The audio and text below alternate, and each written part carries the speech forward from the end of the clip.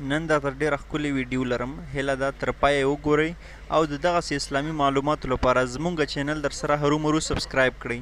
او که تاسو سره د اسلامي معلوماتو اړوند هر قسمه پوښتنه وي نو لاندې کمنټ کې وکئ، مفتي صاحب به یې ضرور تاسو ته په بله ویډیو کې ځواب درکړي.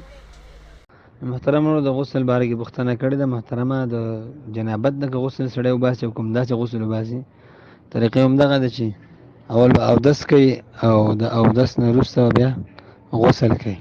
همدا طریقه ده دې کې که دواړه حالت وي، که حالت جنابت کې وي او که نه وي. یو څوک غسل کوي، بعضې خلک وایي چې پوزه ترخه نه کړي غسل یې نه وځي. دا مسله صحیح نه ده. پوزه او خوله کې صرف اوبه اچول دا فرض دي، نو غړغړه کول او پوزه ترخول دا سنت دي. سړی نه پاتې شي په هیره سره یا همداسې، نو مونځ یې کې غسل یې کېږي وځي.